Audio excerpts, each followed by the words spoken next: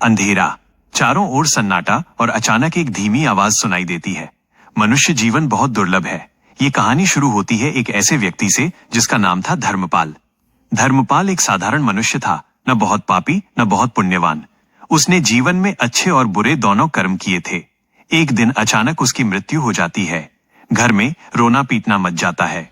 परिवार वाले उसके शरीर के पास बैठकर विलाप कर रहे थे, लेकिन धर्मपाल अब उस शरीर में नहीं था। उसे समझ ही नहीं आया कि क्या हुआ है। वह खुद को अपने ही शरीर के पास खड़ा देख रहा था। मैं यहां कैसे? उसने घबराकर कहा। उसी समय अचानक वातावरण बदल गया। तेज हवा चलने लगी और दो भयानक रूप वाले यमदूत उसके सामने प्रकट हुए। उनकी आंखें लाल, शरीर विशाल और आवाज भारी थी। धर्मपाल, अब चलने का समय आ गया है। धर्मपाल डर गया। कहां? यमदूत बोले, यमलोक, जहां तुम्हारे कर्मों का हिसाब होगा। धर्मपाल रोने लगा। मुझे अभी मत ले जाओ। मेरा परिवार, मेरे बच्चे। लेकिन यमदूतों के लिए यह सब मायने नहीं रखता था। उन्होंने धर्मपाल की आत्मा को बांध लिया और उसे अपने साथ खींचते हुए ले जाने लगे।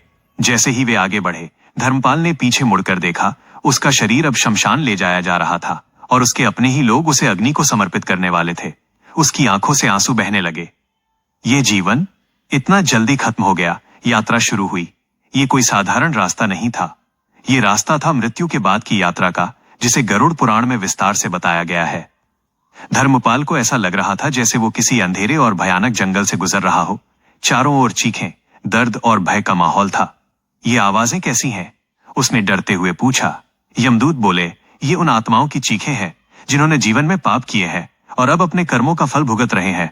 आगे बढ़ते हुए धर्मपाल ने देखा, कुछ आत्माएं जलती आग में तड़प रही थी, कुछ कांटों से भरे रास्तों पर घसीटी जा रही थी और कुछ को भयानक जीव नोच रहे थे।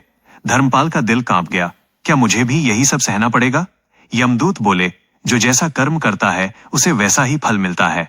अभी तुम्हारा निर्णय नहीं हुआ है। थोड़ी दूर चलने के बाद वे एक नदी के किनारे पहुंचे। ये कोई साधारण नदी नहीं थी। इसका पानी काला और बदबूदार था। उसमें खून, मांस और गंदगी बह रही थी। ये कौन सी नदी है? धर्मपाल ने पूछा। यह वैतरणी नदी है, यमदूत बोले। धर्मपाल ने देखा, कुछ आत्माएं इस नदी को पार करने की कोशिश कर रही थीं, लेकिन वे बार बार डूब जाती थीं। कुछ को भयानक जीव काट रहे थे।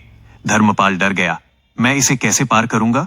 यमदूत बोले, अगर तुम्हारे परिवार ने तुम्हारे लिए दान पुण्य किया होगा तो तुम्हें सहायता मिलेगी, नहीं तो तुम्हें खुद ही इसे पार करना होगा। धर्मपाल को याद आया, उसने जीवन में कभी खास दान नहीं किया था और उसके परिवार को भी इन चीजों की ज्यादा जानकारी नहीं थी। अब उसका डर और बढ़ गया। यात्रा जारी रही। हर कदम पर दर्द, भय और पछतावा बढ़ता जा रहा था। धर्मपाल सोचने लगा, काश मैंने जीवन में और अच्छे कर्म किए होते। काश मैंने किसी की मदद की होती। काश मैंने समय को समझा होता, लेकिन अब बहुत देर हो चुकी थी। आखिरकार वे यमलोक के द्वार पर पहुंचे। यह एक विशाल और भव्य स्थान था, लेकिन उसका वातावरण बहुत गंभीर और डरावना था। द्वार के सामने एक विशाल सिंहासन था, जहां यमराज विराजमान थे। उनके पास एक ग्रंथ था, जिसमें हर मनुष्य के कर्मों का लेखा जोखा दर्ज था। धर्मपाल को उनके सामने लाया गया। यमराज की आवाज गूंजी, धर्मपाल, तुम्हारा समय समाप्त हो चुका है। अब तुम्हारे कर्मों का न्याय होगा। धर्मपाल कांपने लगा। मुझे माफ कर दीजिए, मैंने कुछ गलतियां की हैं।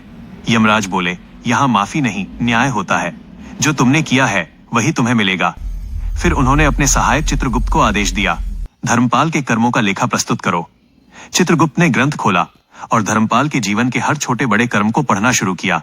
उसमें लिखा था, उसने कभी किसी गरीब की मदद की, लेकिन कभी किसी को धोखा भी दिया। उसने अपने माता पिता की सेवा की, लेकिन कई बार झूठ भी बोला। हर एक कर्म का हिसाब सामने आ रहा था। धर्मपाल के चेहरे पर पसीना था। उसे समझ आ गया था कि अब उसके जीवन का असली फैसला होने वाला है। यमराज ने गंभीर स्वर में कहा, धर्मपाल, तुम्हारे कर्म मिश्रित हैं। तुम्हें पहले अपने पापों का फल भुगतना होगा, फिर तुम्हें अपने पुण्यों का फल मिलेगा। धर्मपाल रो पड़ा, क्या मुझे बहुत कष्ट सहना पड़ेगा? यमराज बोले, यह तुम्हारे कर्मों पर निर्भर करता है और यही संसार का सबसे बड़ा सत्य है। कर्म ही मनुष्य का सच्चा साथी होता है। धीरे धीरे दृश्य धुंधला हो जाता है और एक आवाज गूंजती है, मनुष्य जीवन में जो करता है वही उसे मृत्यु के बाद मिलता है। इसलिए समय रहते अपने कर्मों को सुधार लो।